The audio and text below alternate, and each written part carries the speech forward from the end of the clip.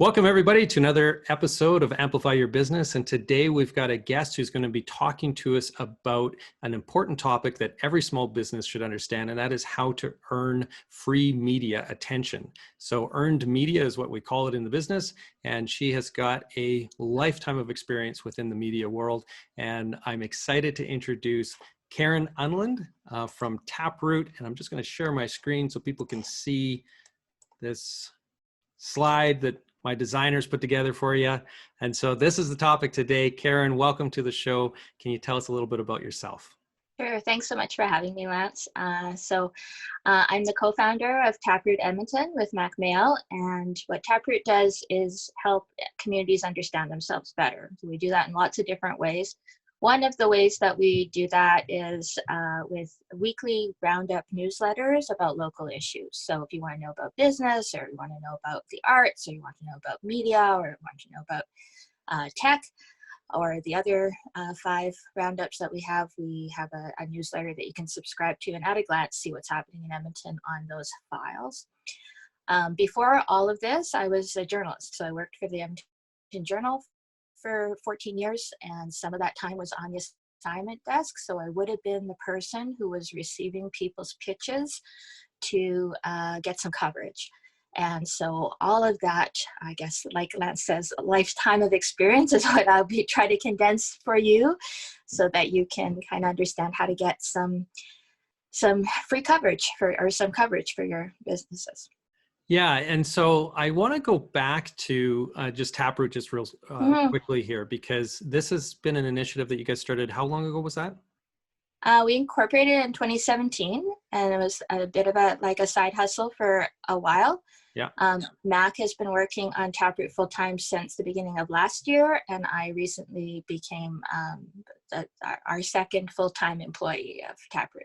Yeah, which is fantastic. So congratulations on that. I saw the announcement come out a week or two ago announcing that you had transitioned over to full-time away from the Alberta Podcast Network, which maybe just give a plug to that as well, because I think that's near and dear to your heart as well. Oh, for sure. Yeah, near and dear to my heart and my bank account, because still my business that I own that as well. But running it is in somebody else's hands. So the Alberta Podcast Network is a collection of Alberta-based businesses or Alberta-based podcasts that run ads for Alberta-based businesses and organizations. And so it's local podcasts. We'll talk about that a little bit later as part of your earned media plan. But there are all kinds of different groups, and we sell the network sells advertising onto them and then promotes them so that they can grow their listenership.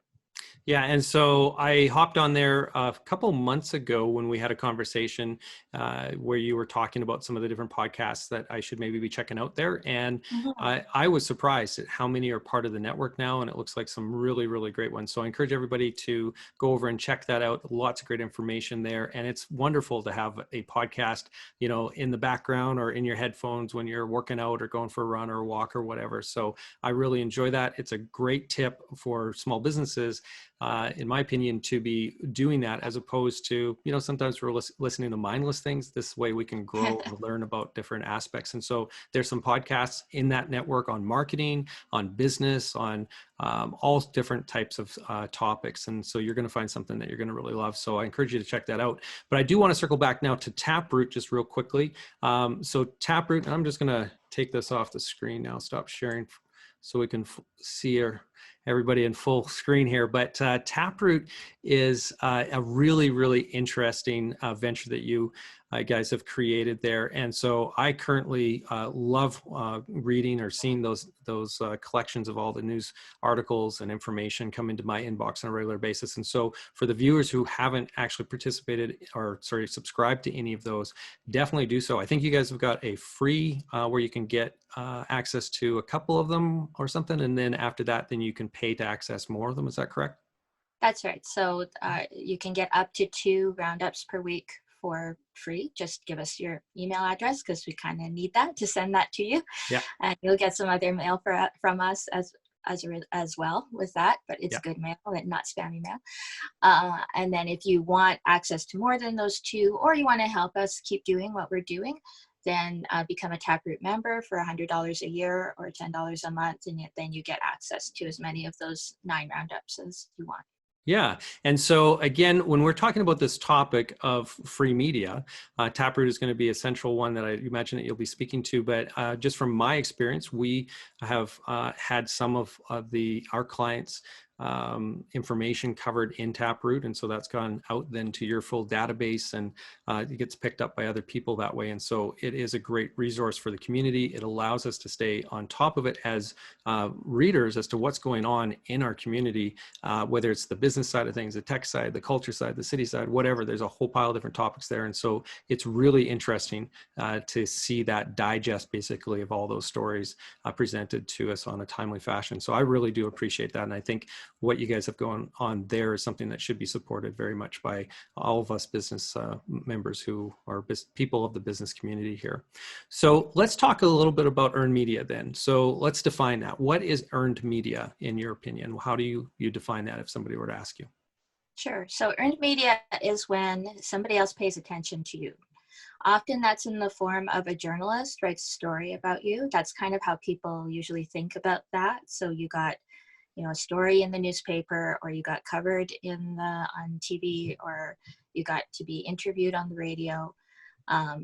Those are all a kind of earned media. I would encourage people to enlarge the lens for what you consider earned media, because there are trade publications that talk to the kind of people that you want to talk to, or establish that you know what you're talking about your thing. There are podcasts that you can pitch yourself to as a guest.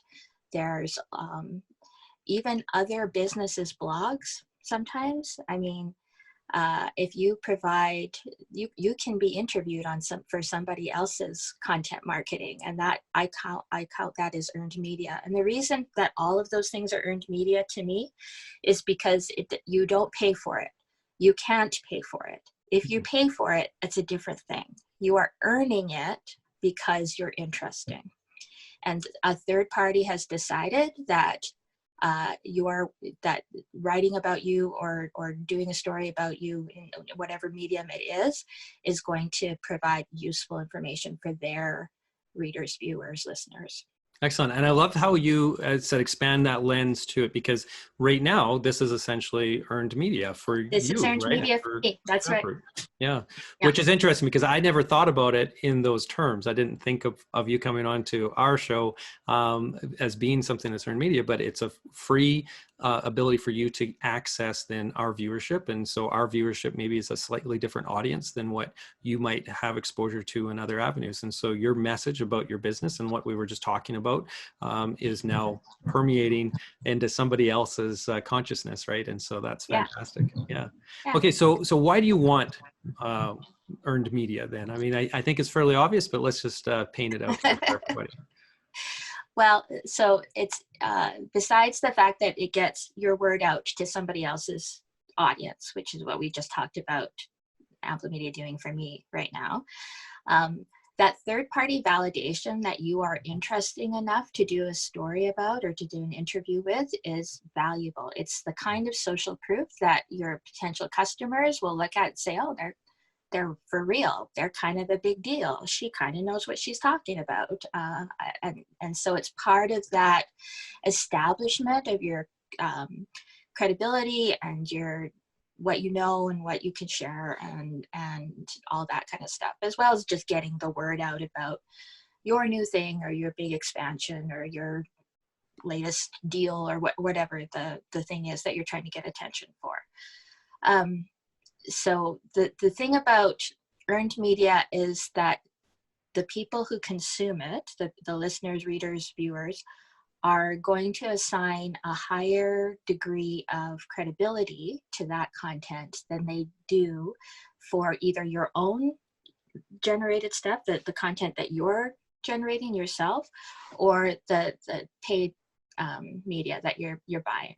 It doesn't mean that owned media and paid media are illegitimate or ignored or anything, but the highest degree of credibility is attached when it's somebody else who's paying attention to you. Okay. So in terms of earned media then, is there any risks that businesses should be aware of when they are trying to strategize or deploy some sort of an earned media campaign? Yeah, the downside of earned media is you have no control over it. So you're not paying anybody to do this. It's not a service that they are providing for you. They're actually providing the service to their audience, and you're getting a benefit from it. So you don't have any, if you get interviewed by the TV station, you don't have any control over which 10 seconds of what you said makes it onto the news. If you're in a story that with the newspaper, you don't know how they're going to how they're going to frame what you said, and you don't know whether you're going to be the top of the story or the bottom of the story, or talk to them, and then you end up on the cutting room floor, right? Like, you don't have any control. Yeah. So that's one thing that you're giving up when you go for earned media. The other thing that you're giving up is kind of, or the one thing that earned media doesn't usually give you an opportunity for is repetition, like a constant rhythm. If you're at the mercy of whether the journalist or interviewer finds you interesting, and they are not going to find you interesting every week. They just aren't, right? You're going to get once in a while in this medium, and then once in a while in another medium. So it's not something that you want to base your whole strategy on, unless you can reach some kind of opportunity where you're maybe like a regular expert on a show that's providing some kind of constant state of expertise in that way. But most of the time, earned media is just unpredictable. So it's kind of, it shouldn't be your only marketing strategy, because you can't count on it, and it's very feast or famine.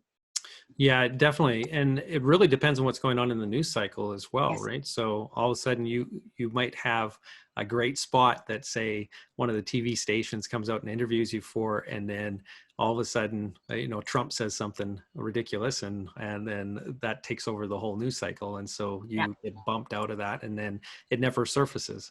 And so, yeah, I agree. Like, it can be really frustrating when we create our earned media strategies. We put a lot of time into, developing the plan that we're going to be using to execute, but it's really, really ad hoc, or it's hit or miss as to whether or not it actually makes it in. And so, I totally agree with you. You have to have a more broader, more rounded out strategy. This is just one aspect of it, and we consider it to be more of almost like a bonus. So if we can get some coverage, if we can get some free exposure, then all of a sudden that works. Now, what I like is your expanded lens, though. When you were talking about that, that's where I could see that having a little bit more consistency. So when you were talking about getting on podcasts, when you're talking about getting in as a guest blogger for a like-minded other company or business or a trade association or whatever, you have that ability then to have a little bit more consistency and control over that editorial content, I suppose you could say. The content you have a little bit more influence there than if it's just in the traditional news medias, I suppose. Yeah, that's right. Yeah. So now when it comes to getting that exposure, so we recognize there's a risk you're not going to get it, but what can businesses do to enhance the chances of getting coverage? So how do you pitch a story well, I guess? Yeah. So what I always encourage people to think about is to approach this challenge in the same way that you approach starting a business. Okay. Or continuing to serve your market in a business. Really, you're trying to solve a problem for a customer, right? You have something that is going to help them do their thing better. And that's when you're pitching to a media outlet, you're solving their problem too. And it's really important to have their problem at top of mind and not your problem, which is, I need coverage for this thing, right? Okay. They literally can't care about that. That is not their problem. The problem they're trying to solve is to provide relevant, interesting, useful, timely information for their audience. And so you want to craft your pitch to help them achieve that goal, which will in the end also achieve your goal to get that third party attention that you can use in lots of different ways. Okay. So you really want to think about what would help them tell a good story, what would provide them with something that helps them, fill out their time or space that they have to fill in a given day. What gives them, you know, that kind of content that helps them achieve their goals. For you to know that, you have to consume that media in a way, right? You have to do some research and figure out, so what kinds of things interest them? What kinds of things are the kinds of things that they do stories about? And you also want to see, like, you also, for your own point of view, want to think about, does this media outlet talk to the kind of people I want to reach for my thing? Yeah. You can, if you get media attention in something that doesn't really talk to your target market, it's okay, because you still have the validation, right? You can still put on your website that you were featured in the New York Times, say, even though your product is only really a local product and you're not going to get any new customers from the readers of the New York Times, because there's still some shine there, right? That's still, then you tell the people here, hey, I was in the New York Times. It's kind of a big deal, right? Yeah. But what's best, I think, is if you can suss out the media outlets that talk to your people, whoever your people are, because then you're going to reach some potential customers, but you're also going to get all those other benefits of the earned media. Yeah, really good tips. And so when you're crafting that pitch, and just going back to when you were on the news desk over at the Journal, what kind of information do you want to see coming in with that pitch? Like, what is the structure of that pitch? Right. So the first thing to remember is that in a given newsroom, that the people who are getting those emails are getting 50 to 100 a day. Okay. And most of them are garbage, boring, not interesting. And so the most important thing to craft is your subject line on the email so that it gets opened. Okay. And you don't want to be clickbaity about it. You want it to be true, right? Because if they see a bait and switch, they'll never open an email from lance@amplimedia.com again, right? Like, it's just like, oh, that guy, he's always telling me that he's got like live footage of, you know, people eating watermelons whole or whatever, and it's not true. So, so you want to be true but enticing.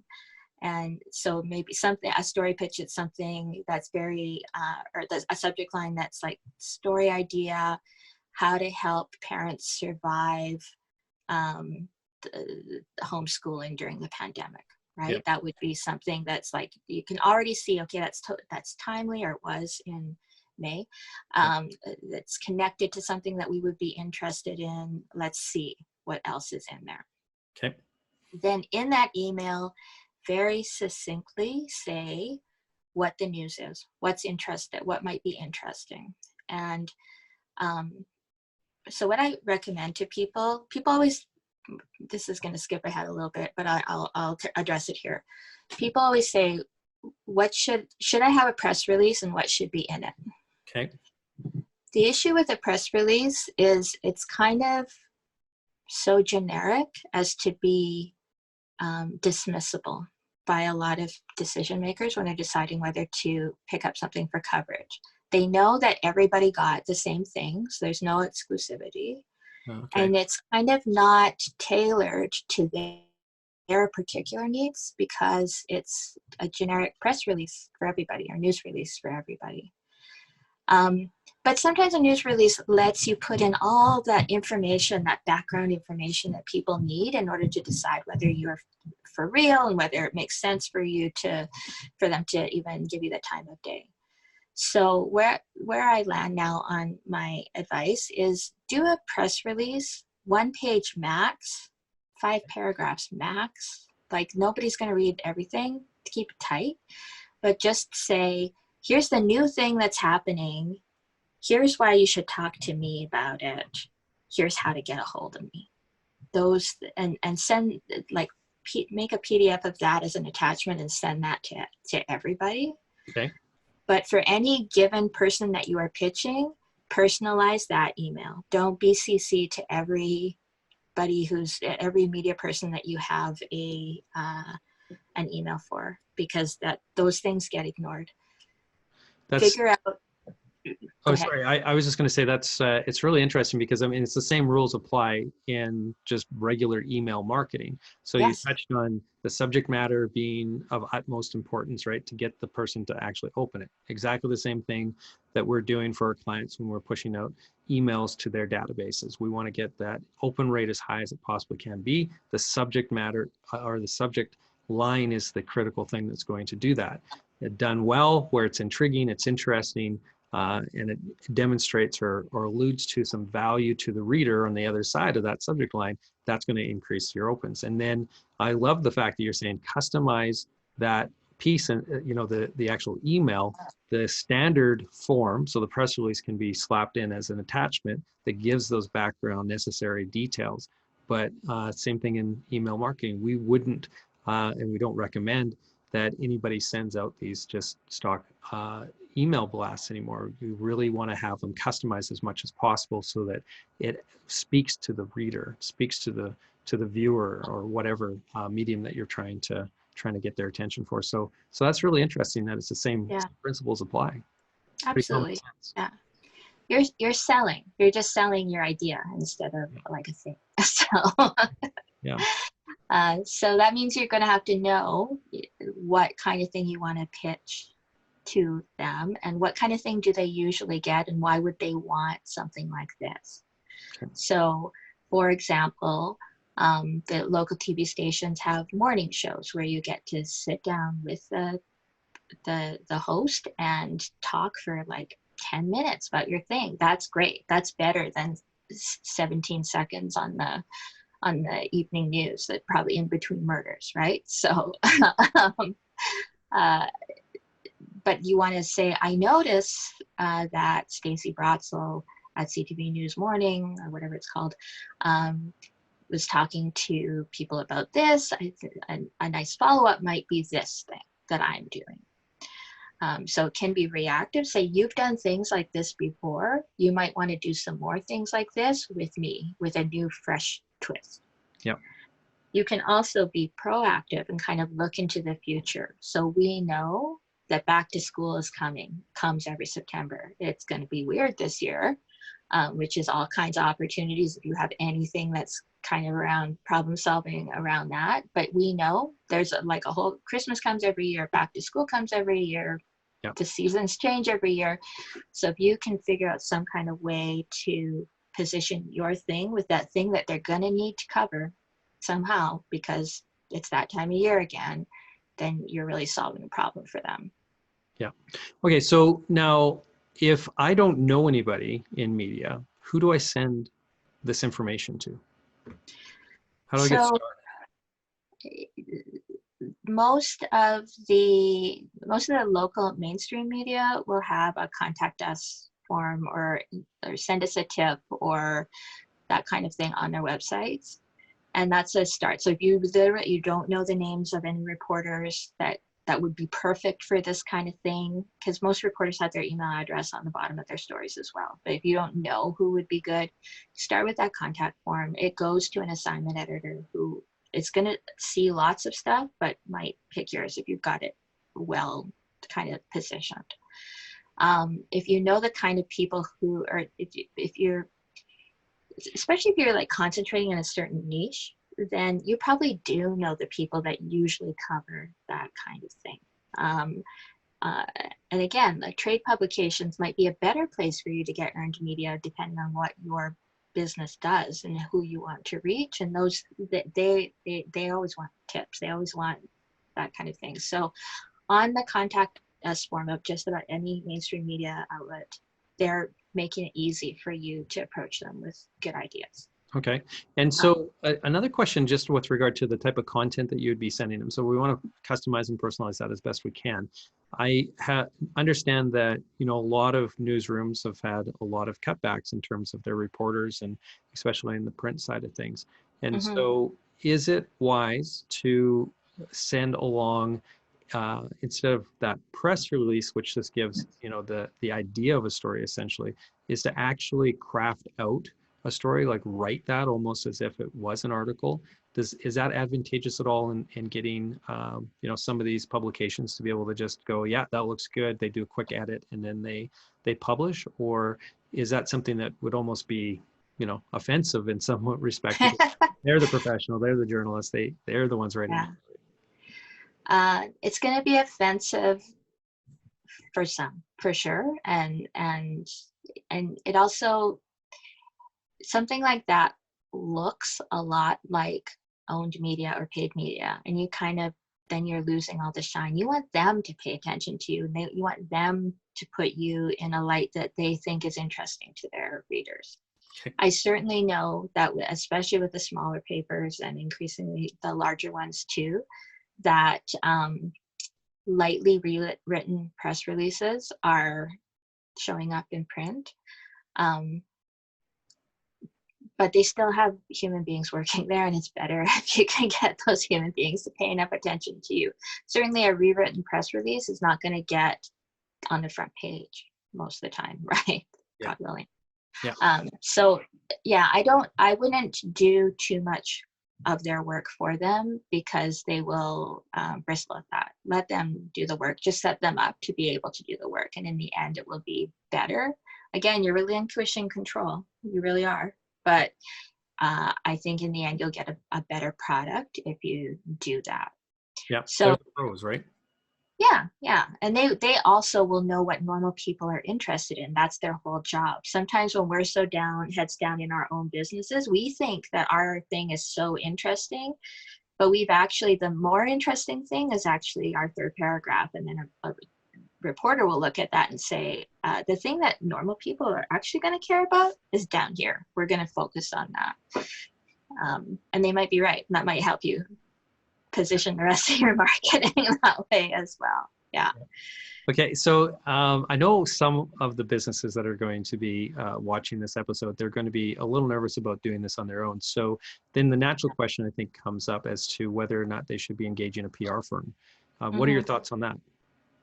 I think it's really on a spectrum of, do you want to spend time or money on doing this? So we said this is free media. It is free media, but it's not like in that you don't pay for the words that are in the air on page, but you have to spend either time or money to make this happen. Yeah. So it is, in my estimation, completely possible for a small business owner to do this kind of pitching themselves. But if that's not the best use of your time, there are lots of really skilled and excellent, and I believe affordable PR firms, even in our city, who can take that job over and just make sure that they're equipped with all of the information they need to make a good pitch, and then let them do it. Yeah. So it's your choice what you want to spend. Yeah, exactly. And so another thing that I think a PR firm could help with is with that overall strategy, and how does it tie back into the rest of the marketing that you're doing. And so that might be a little beyond an average PR firm.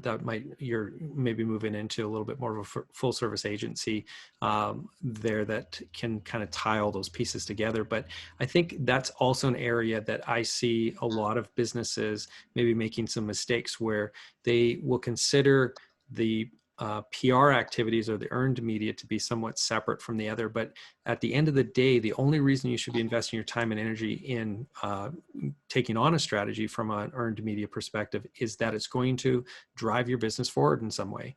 And so like what we focus on with our clients, and a lot of other marketing agencies do as well, is you want to make sure that every activity is building upon the other or complementing the other.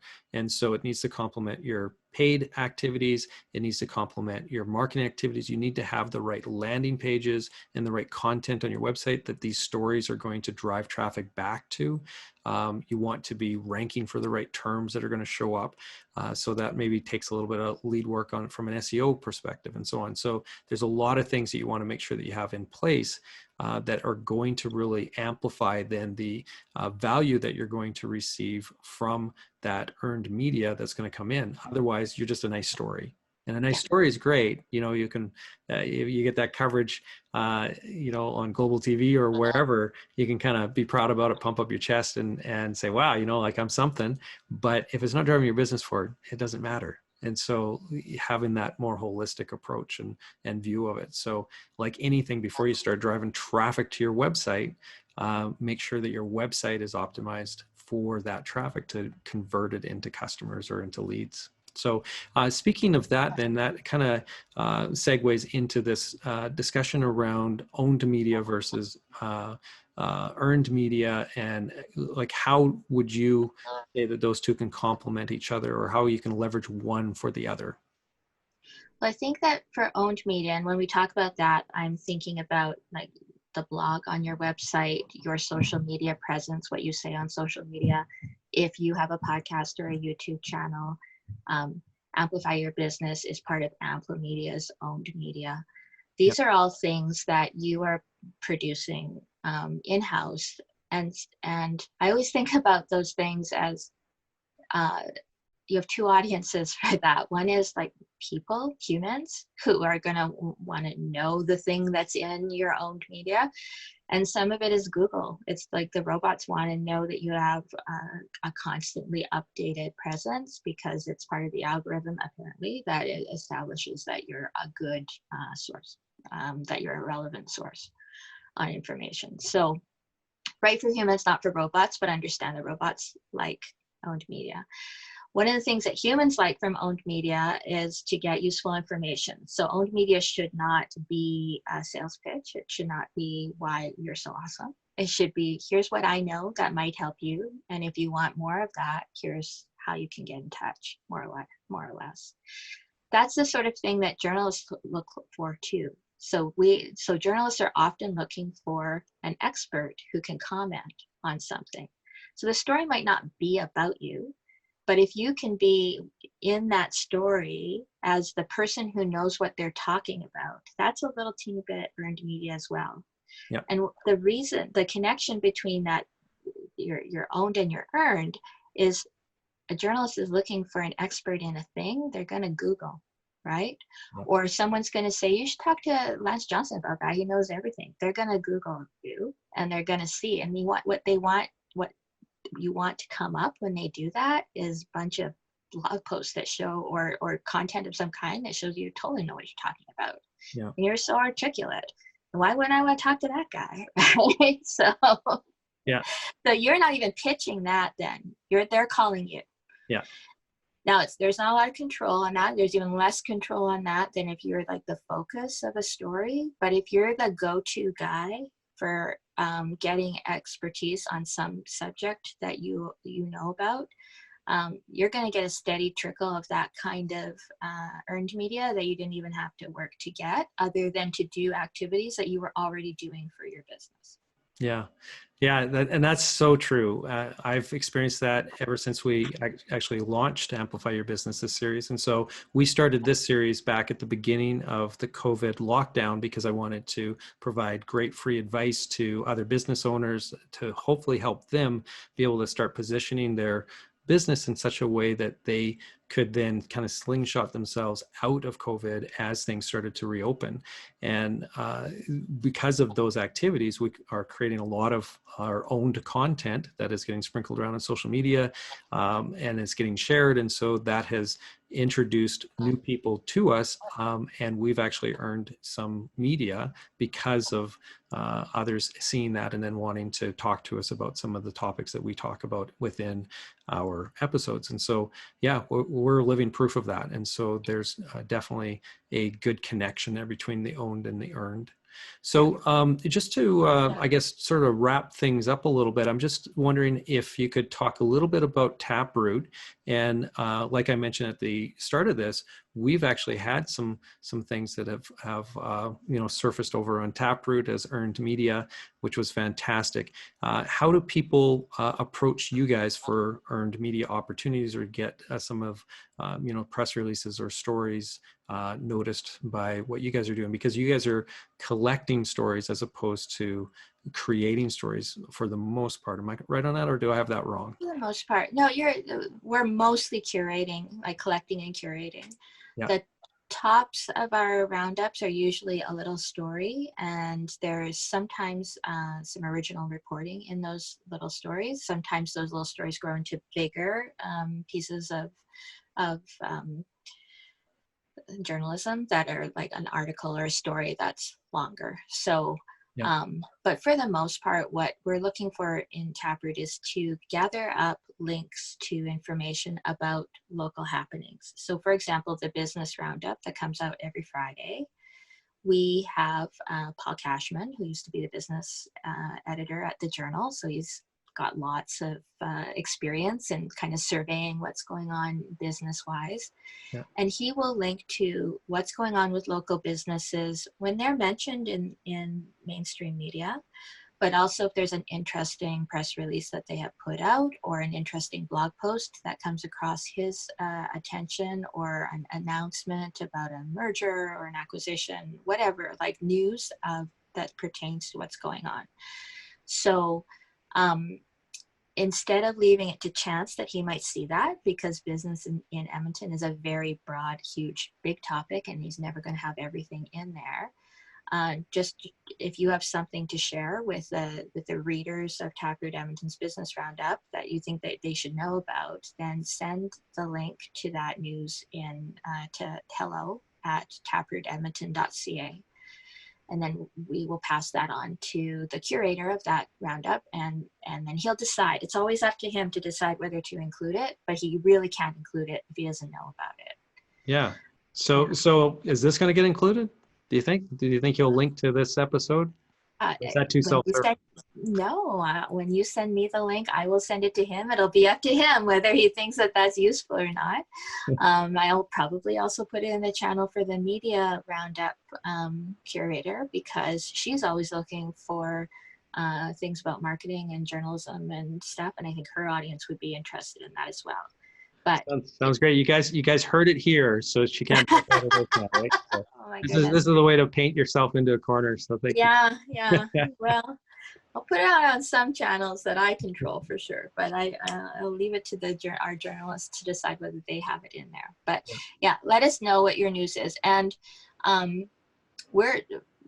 we just need it's interesting, and there's a link to more information on the internet about that thing. So our definition of news at Roundup, or at Taproot rather, is a lot broader than what the mainstream media would be usually interested in. But do that for everything. If you get interviewed on a podcast, send us the link, because that's interesting that a podcaster thought that you had something to share. We're kind of believe that podcaster, if it's a good podcast, that they've got some good news judgment, and we'll link to that. We'll link to all kinds of things.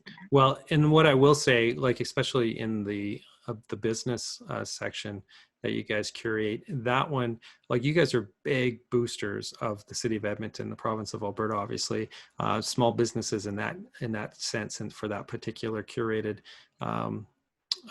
What do you call it? It's not an episode, but curated.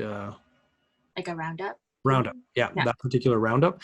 So so you guys really do try to support the local business community, and so there are things that I see in there where they're just really great news pieces that something has happened with a particular company in Edmonton, that they got some recognition here, won an award there, was featured over here, whatever the case might be, and so that's fantastic. And that's where I think a lot of small businesses really don't understand that there's a lot of people out there that really do want to support and amplify their brand and their message and their story and so on. And so take advantage of that. Take advantage of Taproot.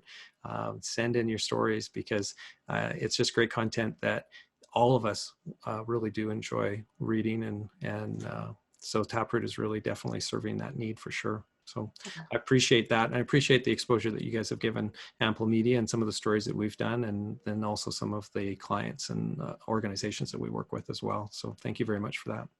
You're welcome. I would say that just with every journalistic content or product, sometimes there's going to be bad news in it, right? And so be prepared. Like it's not a rah rah. Everything is good. If there's bad news that happens around a local business and somebody wrote about it, we'll link to that as well. Yeah.